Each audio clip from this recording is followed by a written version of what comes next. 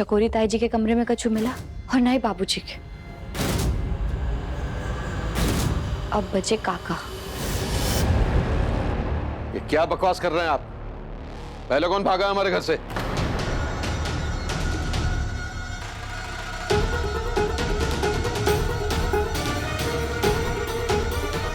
अरे मेरा मतलब है कि मुसीबत आने पर आप लोग भी तो अपना घर छोड़कर भागे थे ना।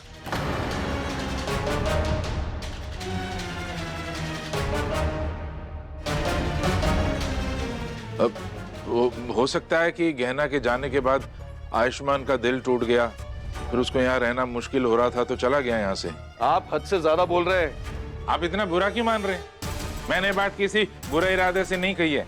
और वैसे भी अगर आप अपने बेटे को प्यार से समझाते, उसको संभालते, उसकी बात सुनते तो आज वो हमारे साथ में ही होता है। आपने अपने बाप का फर्ज निभाया। बस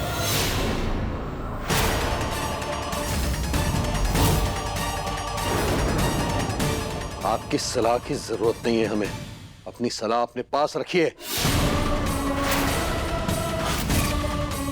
आपकी उम्र का लिहाज कर रहा हूं, वरना क्या? वही करते जो अपनी पत्नी के साथ करते आए हैं। हाथ उठाते मुझ पे।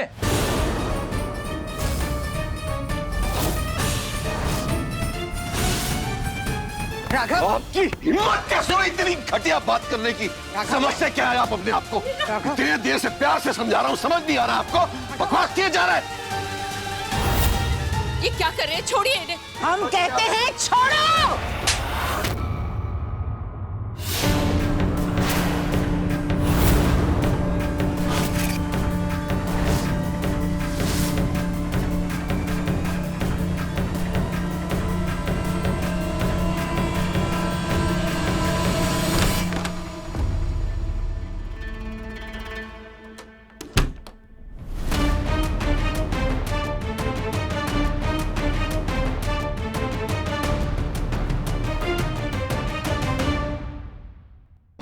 काका के कमरे में भी कुछ भी नहीं मिला।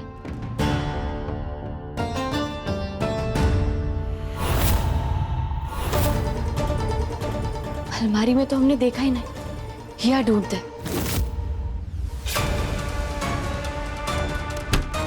कौन?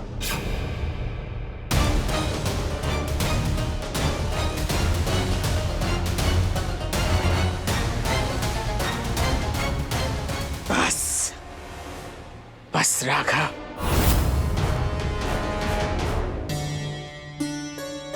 इस इंसान के लिए आपने मुझे थप्पड़ मारा?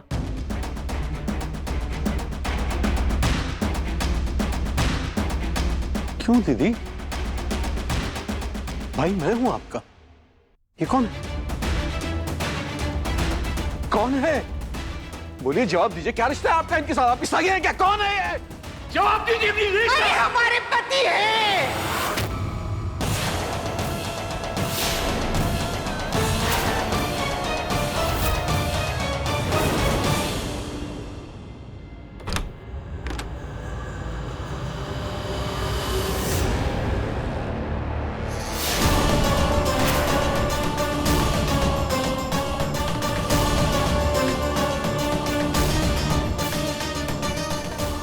ये कपड़े काका के अलमारी में कैसे?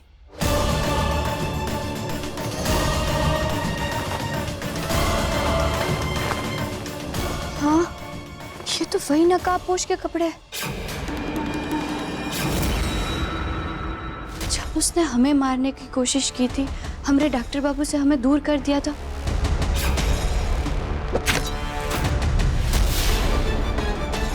तो क्या काका ही है जिन्होंने हमें डॉक्टर बाबू से दूर कर दिया? ये आप क्या कह रही दीदी?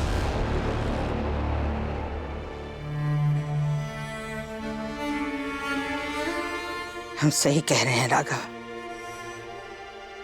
ये हमारे पति हैं।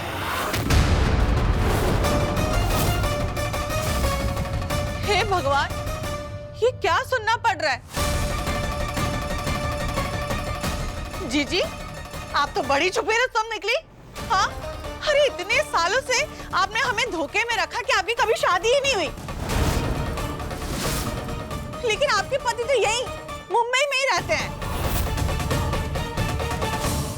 अरे नहीं नहीं जेठानी जी, अभी तो हमें पूरी बात भी नहीं पता चली है। क्या पूरी बात कमला? पर ये तो सच है ना कि जीजी और ये पति पत्नी है। अरे माना जीजी ने इतने सालों से हमसे ये बात छुपा के रखी, पर कुछ दिनों से तो हम इन्हीं के घर पे रह रहे ना इनके साथ, तब तो बता सकते थे। अरे हमें तो लग रहा था कि कोई अनजान आदमी हमारी सहायता कर रहा है, पर ये तो हमारे सगे निकले। कोई सगे नहीं है हमारे, कुछ नहीं मानता इन्हें अपना मैं। अरे क्यों नहीं मानते हैं आप? दीदी को समझाने का मौका तो दीजिए। हो सकता है कि इतना बड़ा राज हमसे छुपाने के पीछे दीदी का कोई कारण रहा होगा। कोई भी कारण इतना बड़ा नहीं हो सकता कि ऐसा झूठ बोला जाए।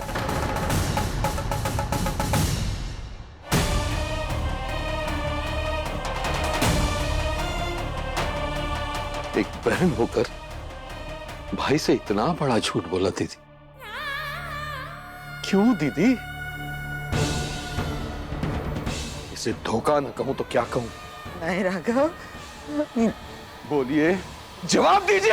आवाज नीची, आराम से बात करो।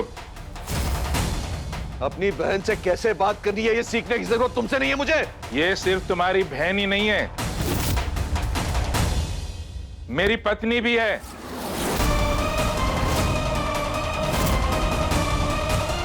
और मेरे घर में मेरी पत्नी से कोई ऊंची आवाज में बात करे मैं बर्दाश्त नहीं करूंगा।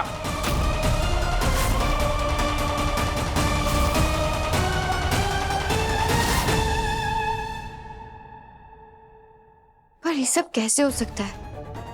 काका के पास ये कपड़े कैसे आए? कहीं ये कोई दूसरे कपड़े तो नहीं?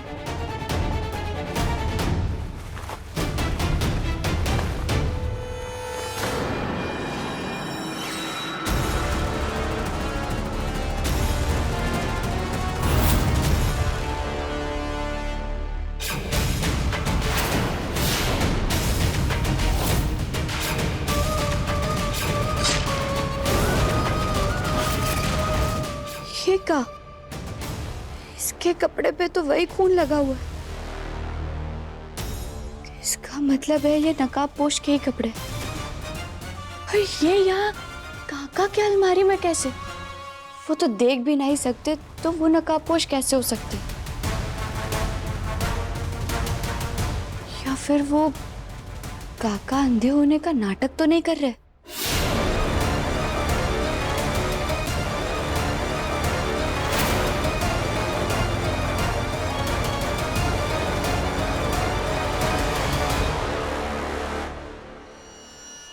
कैसा कमरा है? हर जगह से बंद है, जैसे कमरा नहीं कोई डिब्बा है। और कौन लेकर आया मुझे यहाँ पे? इस अनजान शहर में किससे मेरी दुश्मनी है और क्या दुश्मनी है? कुछ समझ में नहीं आ रहा क्यों हो रहा है ये सब।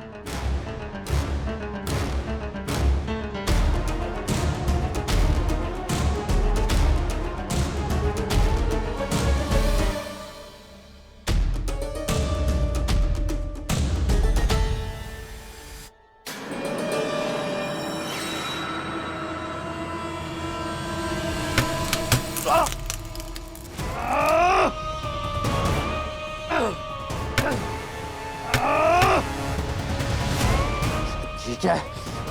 कैसी ऊंट पटांग भूल भुलैया जैसी जगह है, कभी भी कुछ भी हो रहा है।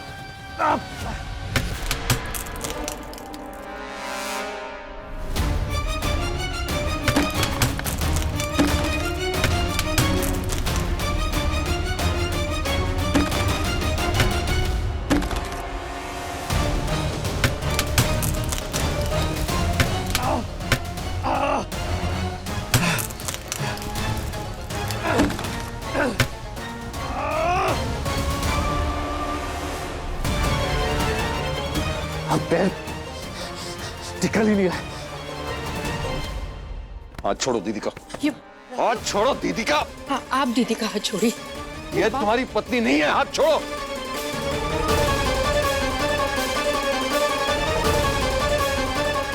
सब क्या हो रहा है?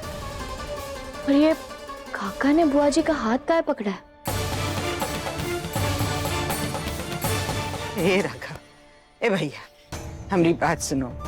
ए भैया, हम जानते हैं तुम हमसे नाराज हो, जायज है तुम्हारा गुस्सा, लेकिन सच तो ये है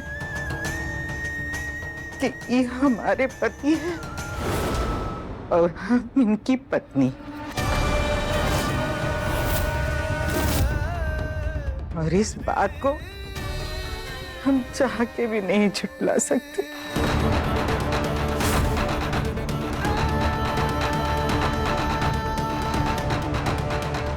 काका बुआ जी के पति है, पर उनकी पत्नी तो मेरी पत्नी की फोटो कहीं गिर गई, इधर ही मिल नहीं रही बेटा। वो उसकी आखिरी निशानी है मेरे पास एक ही।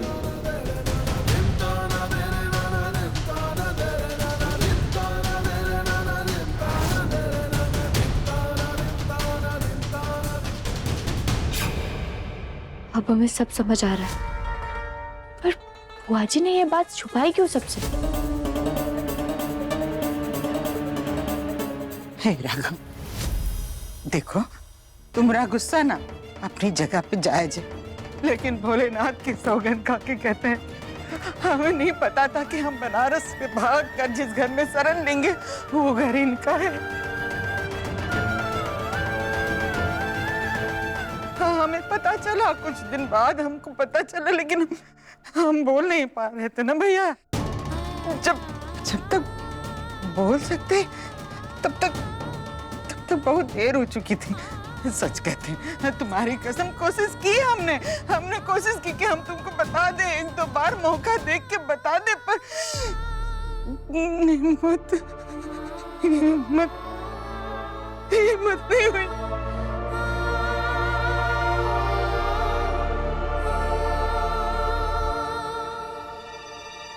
रहने दीजिए दीदी, ये बात कुछ दिन पुरानी नहीं है, सालों पुरानी बात है ये।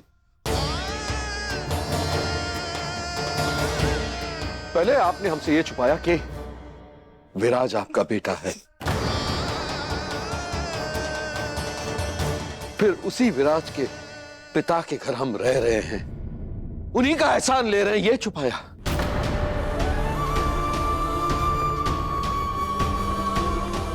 इतना बड़ा धोखा, इसे धोखा न कहूं तो क्या कहूं दीदी?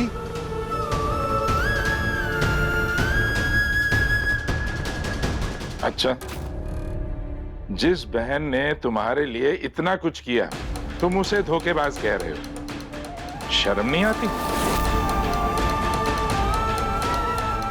हम लोग पति पत्नी होकर भी इतने सालों से अलग क्यों रहे? क्योंकि पति के आगे तुम्हारी बहन ने अपने भाई को चुना, हमसे दूर रही वो।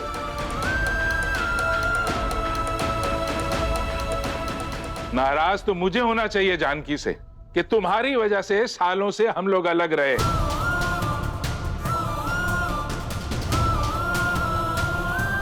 तुम्हें तो इसका प्यार मिलता रहा, दुलार मिलता रहा, ऐशो आराम मिला, तुम शिकायत कर रहे हो?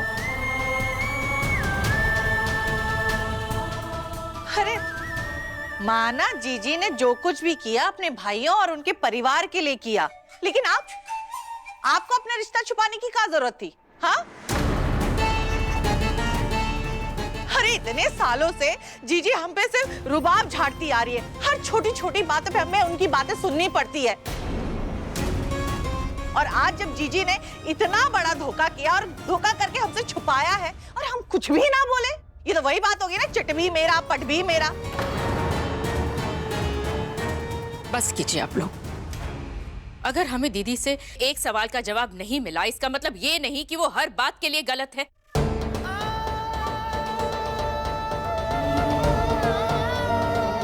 अगर दीदी ने अपना इतना बड़ा राज हमसे छुपा करके रखा तो हो सकता है कि इसके पीछे भी इन्हीं की कोई मजबूरी होगी। कमला आंटी बिल्कुल सही कह रही है। इतने सालों बाद उनको उनका प्यार मिला है तो हमें तो उनकी खुशी में शामिल होकर खुश होना चाहिए ना। वैसे भी जब किसी से उसका प्यार छिनता है तो उसका दुख क्या होता है वो मुझसे अच्छा और कोई नहीं समझ सकता।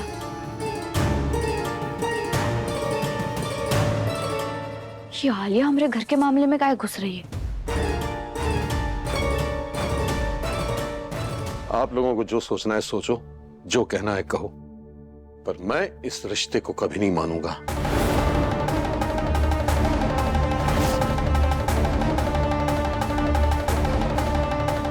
क्यों नहीं मानेंगे आप? अरे आपके बचपन में दीदी ने क्या कुछ नहीं किया आपको खुशियां देने के लिए, लेकिन आज दीदी को खुशी देने के लिए आप उनका एक रिश्ता नहीं अपना सकते? कितने स्वार्थी हैं आप। बस बोलो मत, सुनो।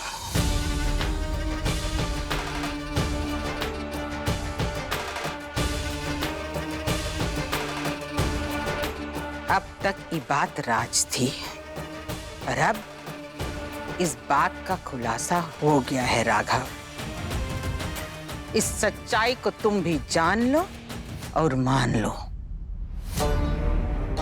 ये हमारे पति है और हम इनकी पत्नी, समझे?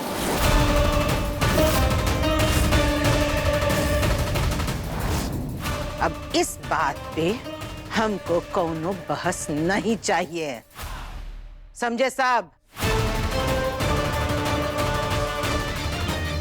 अब जाओ सब अपने अपने कमरे में।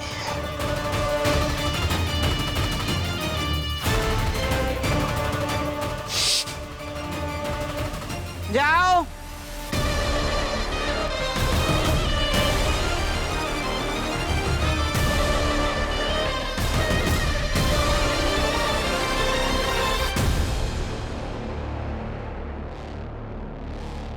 अब हम क्या मतलब निकाले इस सब का?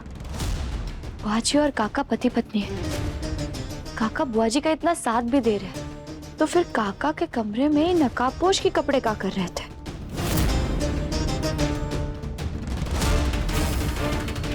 हे भोलेनाथ, कहीं उनके बेटे विराज ने हमारे डॉक्टर बाबू को हमसे दूर करके उन्हें चोट पहुंचाने की कोशिश की थी?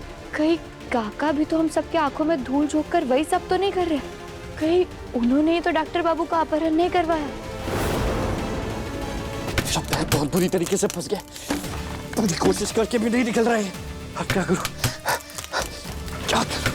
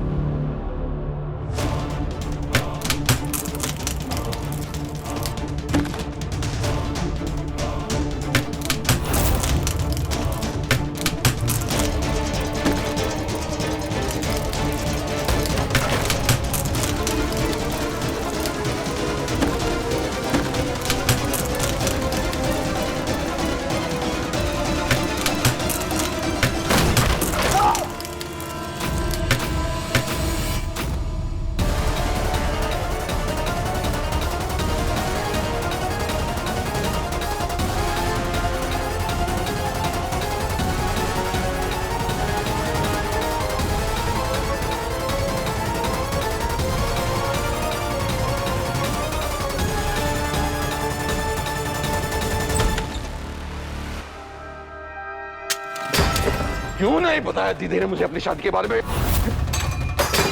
अरे रुक जाइए, शांत हो जाइए, इतना गुस्सा मत कीजिए। जरा सोचिए, अगर दीदी आपको इस तरह देखेगी तो उन पर क्या बीतेगी? किसी को समझ में आ रहा है मुझ पर क्या बीत रही है? समझ में आ रहा है किसी को?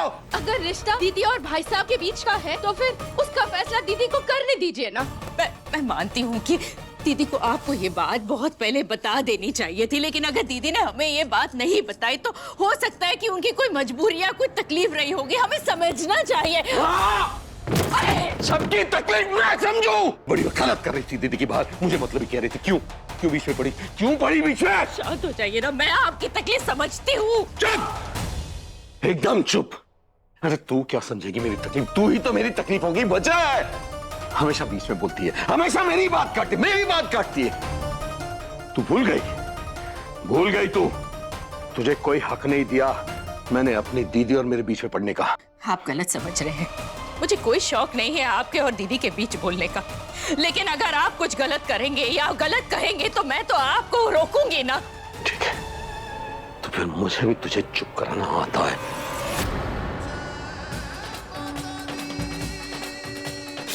आखिरी मौका दे रहे हम, अगर दोबारा हमारी माई को परेशान किया या उन पे हाथ का उंगली भी उठाने की कोशिश की ना तो सीधे नर्क का दरवाजा दिखा देंगे आप तुम्हें।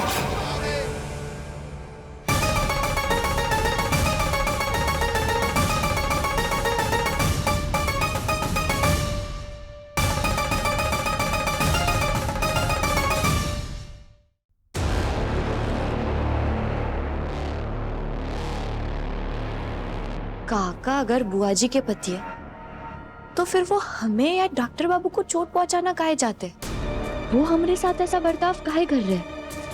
वो तो इससे पहले हमसे अच्छे से ही बर्ताव करते थे, हमें इतनी मदद की है उन्होंने, तो फिर वो क्यों करेंगे हमारे साथ ऐसा? और अगर उन्होंने ही ये सब किया है तो इसका मतलब है कि वो अंधे होने का नाटक कर रहे हैं। पर क्या ये सब संभव है? हाँ, ऐसा संभव है। हम जितने अच्छे इंसान काका को समझ रहे हैं वो वैसे नहीं है। उस दिन हमने खुद देखा था, उन्होंने पेन उठाकर पेन स्टैंड में डाला था और फिर जब वो नाच गाना कर रहे थे तब भी वो हमें ऐसे घूर कर देख रहे थे कि जैसे वो हमें देख पा रहे हैं। और ये सब सिर्फ इत्तेफाक नहीं हो सकता। कोई भी इंसान जो देख नहीं सकता वो ऐसे बर्ताव तो नहीं कर सकता। यानी कि वो अंधे होने का नाटक करके हम सब के पीठ पीछे से कोई ना कोई बड़ा षड्यंत्र रच रहे हैं और अपने अंधेपन का फायदा उठा करके ही उन्होंने ये पता लगा लिया कि हम जिंदा हैं। अब कुछ भी हो जाए, हम काका का सच सबके सामने ला कर रहेंगे और हम हमारे डॉक्टर बाबू को ढूंढ कर रहेंगे।